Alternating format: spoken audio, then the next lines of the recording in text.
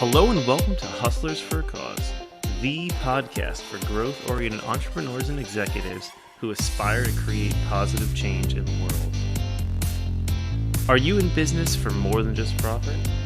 Then like and subscribe today and join our channel to become a hustler for a cause.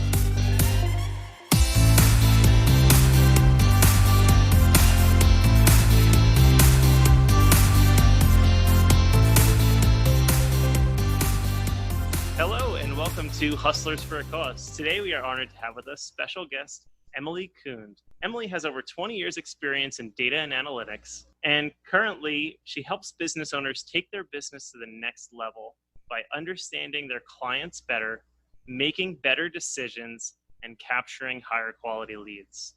She's the founder of Analytics to Inform, a company that specializes in training on data visualization tools. And she's also applying that knowledge with some of her clients, helping them improve lead generation. Emily, it's great to have you. Thanks so much for coming on the show.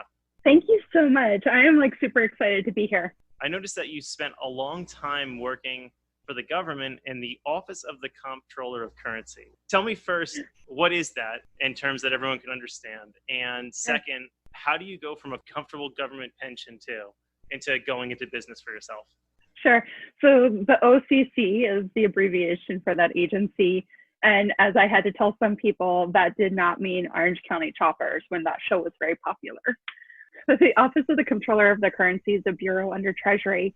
And so it's basically bank examiners. It's like internal audit, but you can't fire us. Bank examiners don't manage the bank. We just point out what's working and what needs work and try to point that out for management and the board to take action. And if it's serious enough and they're not taking action, then the agency can enforce action. It was a very challenging, in a good way, job. And I really liked it. I was a year and a half from qualifying for pension when I left. There were a couple of things that actually happened to make me want to go from very secure and stable job that was mentally stimulating and that I enjoyed to then something that was very challenging, not stable, starting my own business, and why I just didn't go into working for a bank. And one of the big things was that I was missing my kids. So I had a high travel season during the spring where it was not uncommon for me to leave on a Sunday afternoon and get back on a Friday night. And I would be traveling to 2 to 3 cities a week. I just started to miss my kids more. And the big kind of gut punch moment for me was when I was finally able to see my son's baseball game. And I was making chit chat with the moms near the dugout. And the one mom said to me, "Do you have a kid playing in this game?" And I can start to laugh about it now, but I wanted to cry. I guess they thought that my husband was a single father, but they didn't know me. That was really tough. And my daughter was crying. She didn't want me to leave. And at the same time, I had a work situation that was brewing and I just became very unhappy. So it was really hard to show up being unhappy and missing my kids. So it was really just a perfect storm. And I took a look at my life and said, I'm strong enough, I can weather the storm if I really want to, because my goal was to be a senior leader in that organization. But the travel's not going to get better. I'm still going to miss my kids. And at the end of the day, is that the quality of life? Is that really what I want to be doing? And so after talking with my husband about strategies and what this would look like, we made the decision to start transitioning the insurance. And I set out a path to start my own business. I kind of took the summer off, which was nice. It actually felt like, do you remember when you were in high school, I guess, having the summers off and how awesome that felt? Yep. I had that same feeling and it was amazing. I was like, this is eventually what I want to get to in my life. I started my own business and I've had a couple of iterations and things that I've changed focus on, but I really love where I'm at now. So I'm super happy, even though financially not making that healthy 6-figure salary with amazing benefits anymore, but I am so much happier. So I guess tell me a little more there, that evolution. You said you had a couple iterations as you went. Where did it start for you and where does it take you to now? Sure. Well, when I was first thinking about leaving and starting my own company, I thought, I have I actually have over 20 years banking experience if you add up my time as a bank regulator And I started working in a bank when I was 15 years old. So basically 7 years between 15 and 21 when I got the job at the OCC. So over 20 years of experience in banking. And I thought, I love data visualization. I learned about it when I was at the agency. And I just thought, I can really serve small banks and I can be a consultant and I can help them out. But what I found was that didn't really light me up. And so as a result of it not lighting me up, I really struggled to get leads, and I really struggled for those cold calls and all of the business generation activities that I really needed to do. So there was this other part of me that I had actually called. I had developed a plan a few years ago about helping the online coaches with data, because it's such a data-rich industry, and yet coaches don't tend to think about that because they're so in their craft and they're working in their zone of genius. And so I started thinking about, well, what would it look like if I could help them? And I pivoted from wanting to work with small banks to something that had really been on that idea shelf from a few years ago and working with online coaches. And even with that, I had an iteration where I struggled with my messaging on that. Towards the end of 2018, going into 2019, my husband, who also works for the public sector as well, he got furloughed. And because I was going through this iteration in my business, I had accurately projected my expenses, but did not accurately project my income.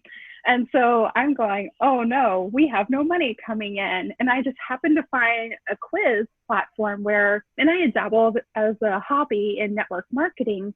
And so I was like, well, maybe if I grow that business, maybe if I can get people to see the financial opportunity that exists with this network marketing company, which has an amazing compensation plan, maybe I can grow business that way. And maybe it'll help other people because we thought we were stable. I mean, working for the government is pretty stable, but yet here was the longest furlough in history, not stable.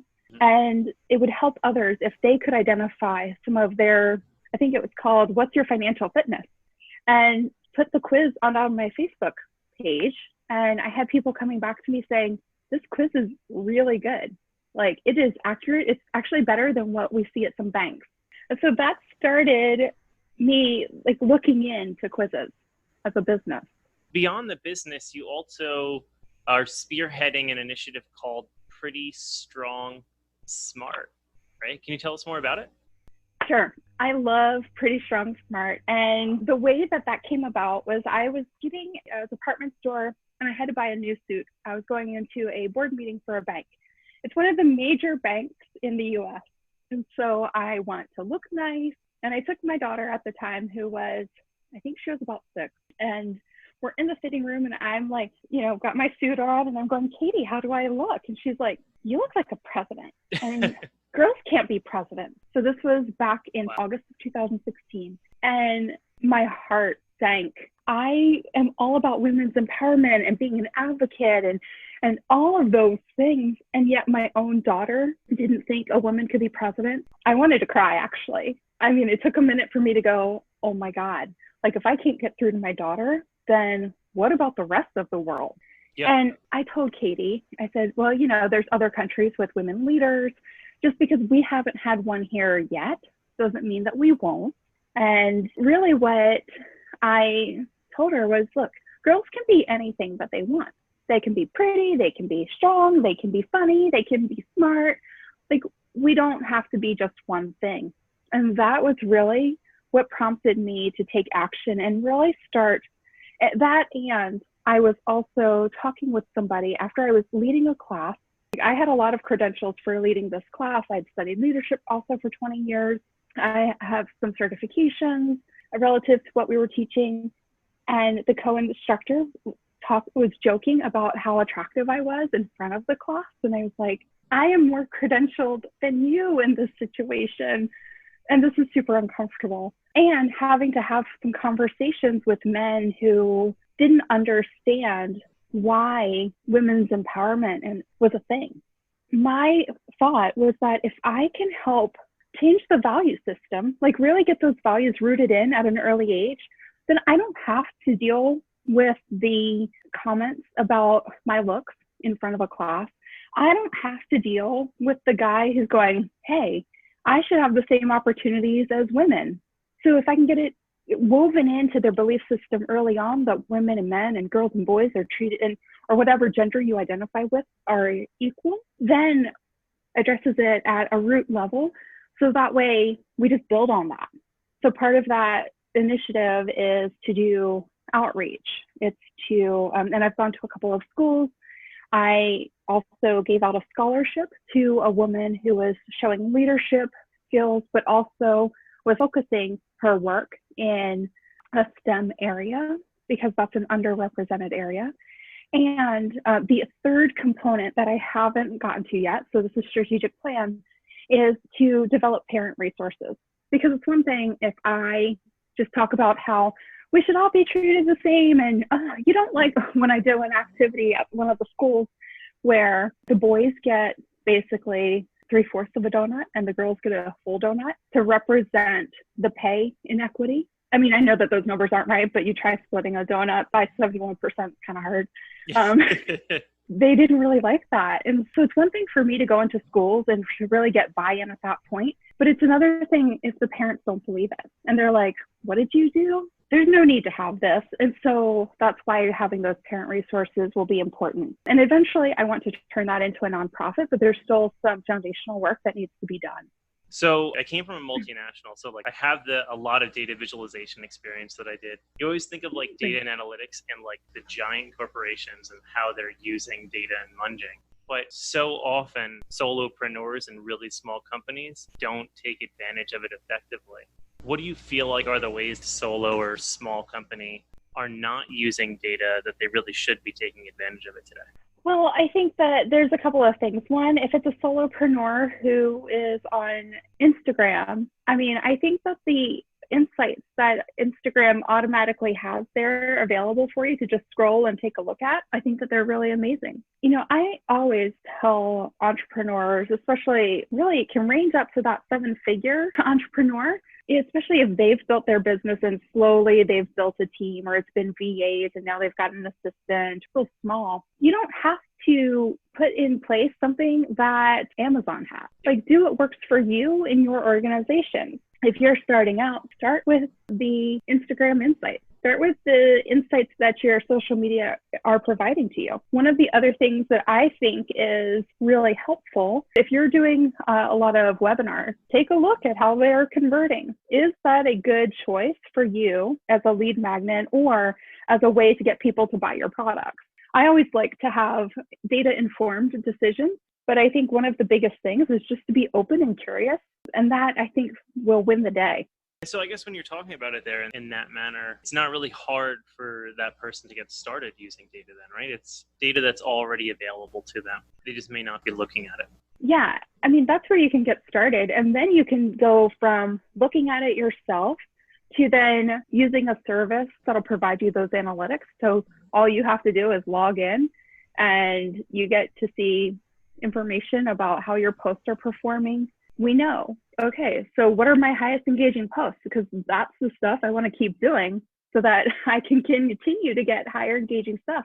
Conversely, what are the lowest performing posts? Then the data informed decision is, well, maybe I shouldn't be doing that stuff. So that's just a really nice way of being able to grow in terms of the complexity and the service that you're using. When you have developed this major brand, then you can get to be something like Brendan Kane, who he's testing Instagram. He wrote 1 Million Followers, a book called 1 Million Followers, and he uses data all the time. And he has people who are coding and developing the data visualizations for him and then the analysis for him. That's a huge brand who's very data informed. And so you don't have to start there. I love simple and impactful. Like, let's start with the most simplistic but yet impactful approach. And that just might be audience insight. And then you grow. Definitely. And I think something you're alluding to there too is testing. So you can see the data and you can see people are interacting with me or not. But in order to know why and in order to make a change, you have a scientific mindset. You know, here's a post that'll be more inspirational and a post that may be some other way. And now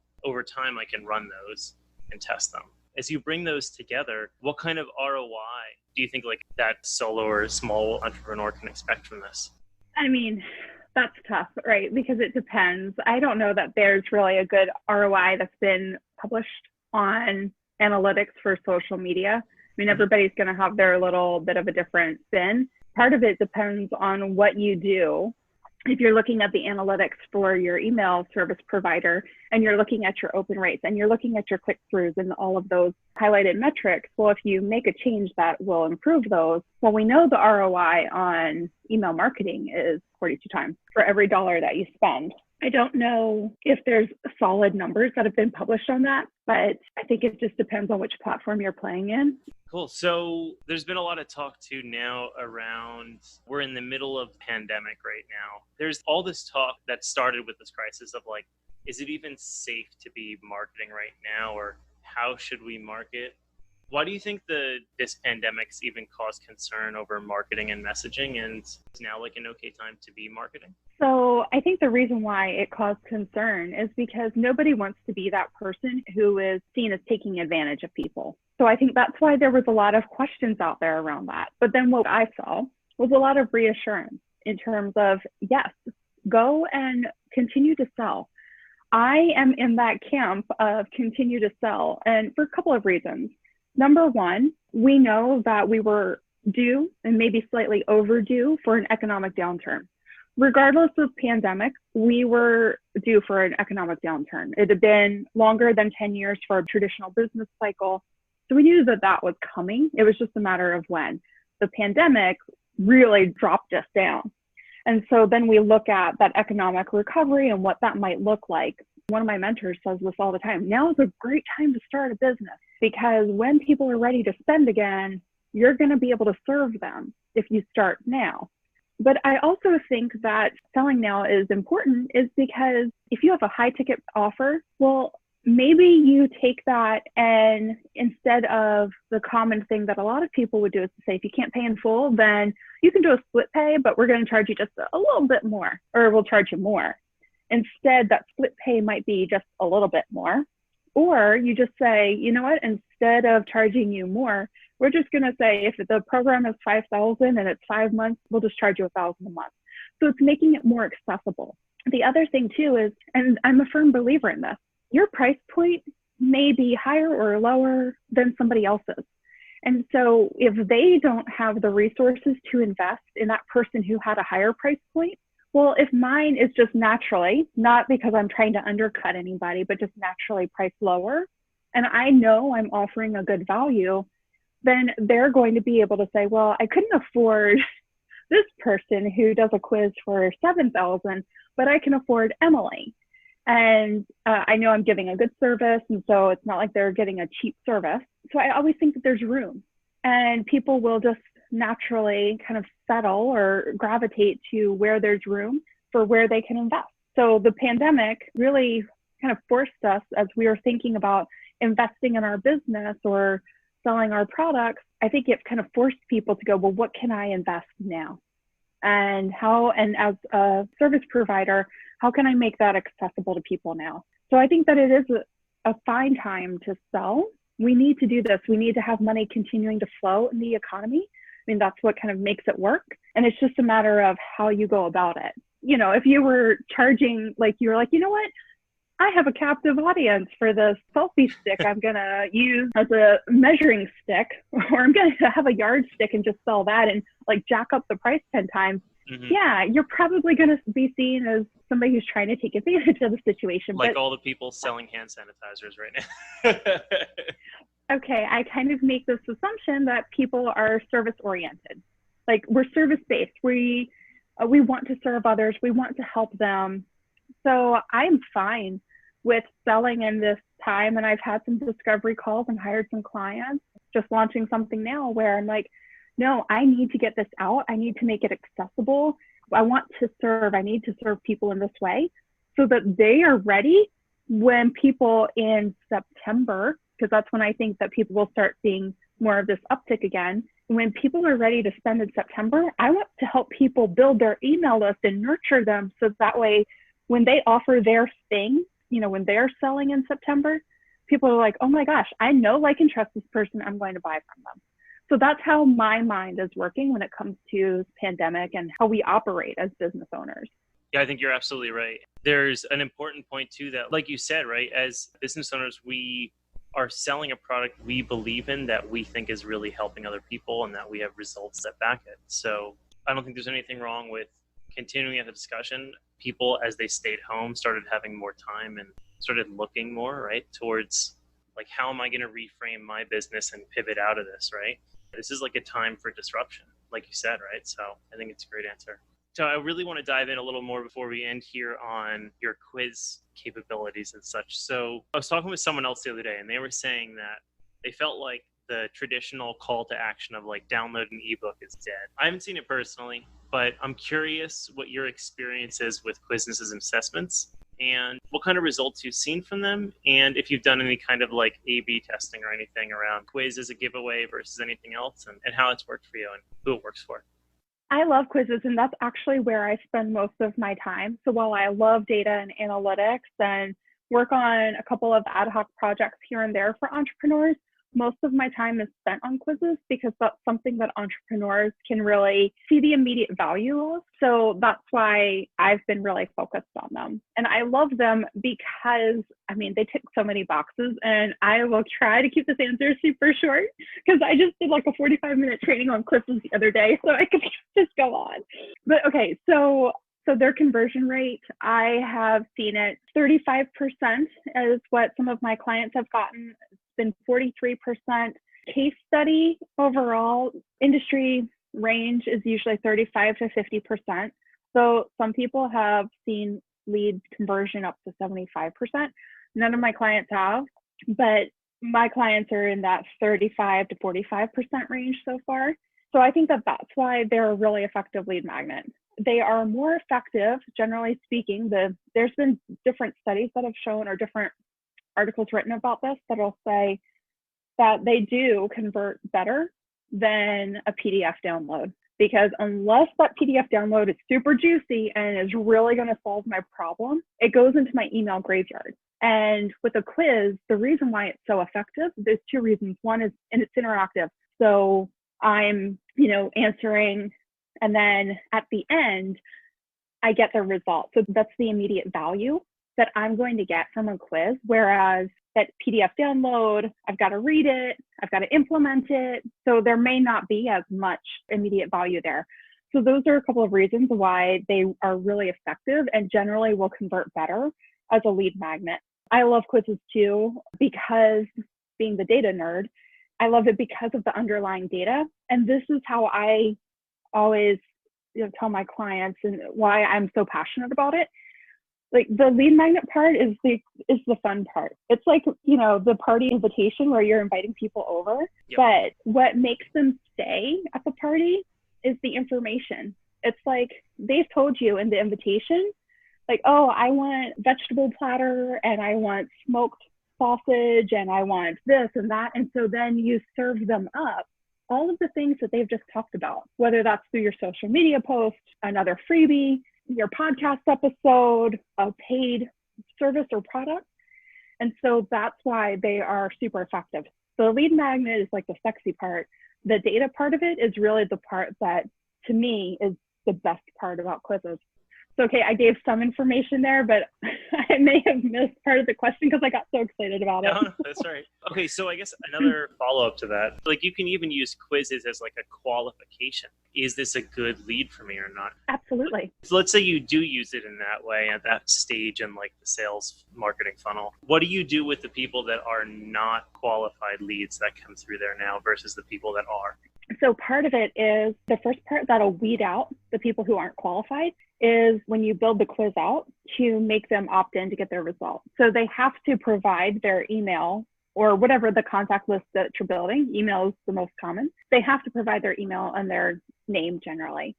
If they're not willing to do that, it already wipes them out. People know when I provide my contact information, I know that I'm going to get an email from this person. We just know that.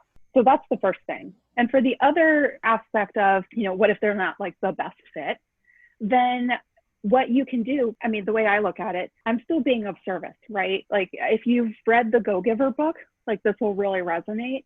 I may not be the person for you, but I know somebody who is. So, or I know that person or that resource. And so I can then say, hey, you might want to check out this person. But if they've already opted in, and the way that I structure my quizzes is that there's going to be some way I can generally help them. But if not, provide them that resource, because what that person will remember is, oh my gosh, like Emily, like I couldn't use any of her services, but do you know that she connected me with that person? And that was amazing.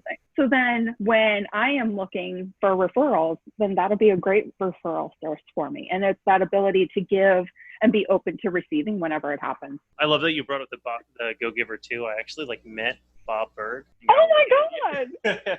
Yeah, that's awesome. That's amazing. So I guess one last question there. Sure. So you actually will do the quiz and then email and name at the end, and not the inverse, name, email first, and then the quiz. Correct. Yeah, because here's the thing. Like, what am I opting into? Like, I've done those quizzes before where they've asked me for that information. I think Barbara Corcoran actually has that. I don't know what I'm opting in for. So if I've already taken the quiz, I kind of get a general sense of what's going on.